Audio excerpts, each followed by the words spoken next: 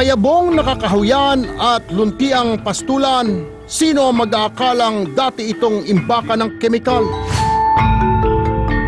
Ito ang Tailings Storage Facility 1 o TSF-1 na ginamit noong unang dekada ng pagmimina dito sa Padcal. Ngayon, tila naibalik na sa dati nitong anyo ang lupa. Berde na rin ang dating kalbong mga kabundukan. Habang ang bahaging ito ng imbakan ginawa pang fish pond ng ilang lokal ng Benguet, patunay na buhay ang lupa. We tie a program with the DNR na to test kung itong mga bamboo it will thrive in the area. So we have done it. Up to now, robust naman sila. Hindi lang grasses ang tinatanim, pwede pala yung mga bamboo.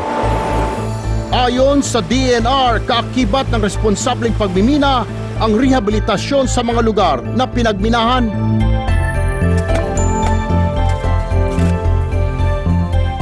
Dito sa Padcal, habang nagmimina, tuloy-tuloy ang rehabilitasyon.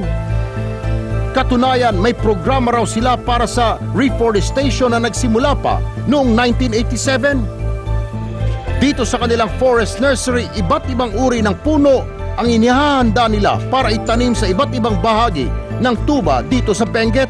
May na-establish tayong tinatawag na forest nursery. Doon natin pinapatubo yung mga seedlings natin para sa mga reforestation. Yung mga iba't ibang fruit trees, binibili natin sa outside suppliers or sources. Ang number one na tinatanim o pinoproduce sa nursery yung local Benguet pine.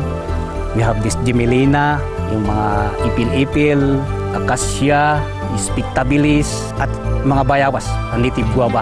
Kasi alam natin na maganda yung mga bayabas na itanim dito sa local areas.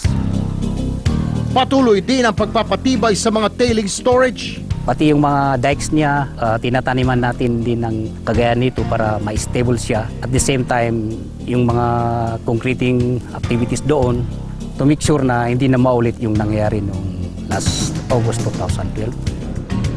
Tinamnan din nila ito ng isang uri ng damo na tinatawag na vetiver, na siyang nagiging pagkain ng mga isda at pampatibay ng lupa.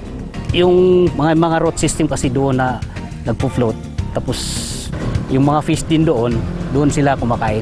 Yung vetiver daw, ini-neutral yung acidity ng tubig. So namomonitor naman namin na sinusunod nila yung rehab plan. Based sa findings din ng analysis doon sa water quality, okay naman.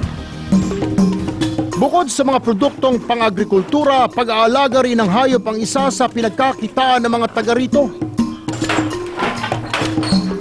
Buhay din ang paglinang sa kanilang kinagisnang kultura ng paghahabi. Patunay ang aktibong komersyo sa pinakaprogresibong rehiyon na ito ng Benguet. Ang mining, importante sa ating bansa, of course, first of all, sa economic aspect natin dahil hindi lang yung binibigay nilang income in terms of the mineral resources that we export, but then kasama rin yun yung sa mga downline effects niya, kagaya ng employment na ibinibigay sa mga tao, yung direct na employment, tsaka mga indirect na mga economic activities, kagaya ng mga other services, o kaya agriculture, na nagsusupply sa mga mining companies. Sa pagtatapos naman ng operasyon ng PHILEX sa 2020, naghain na rin sila ng plano para sa mismong minahan ng Padcal. Yung rehabilitation, hindi lang sa reforestation o hindi lang sa stability of the dam. We plan also to make the area or this mining area as an ecotourism site. We had been to Malaysia. Nakita namin yung tin mining doon na kinonvert, parang resort siya. Ganyan din ang plano ng company for the final mine rehabilitation program.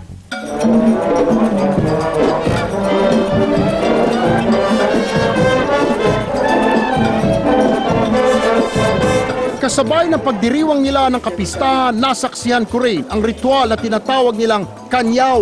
Hindi pa rin nawawala yung tradisyon na kailangan nilang i-practice kasama, kaakibat sa kanilang kultura hindi pa rin maiaalis ng community at patuloy ang kanilang pag-o-observe na minana pa nila sa mga ninuno nila.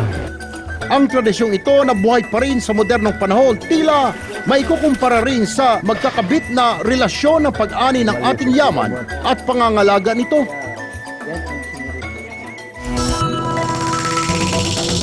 Kaya magsarama ng minahan, may ipagpapasalamat pa rin ang mga taga-Padcal dahil pakikinabangan nila ang mga iiwan nitong infrastruktura at kabuhayan.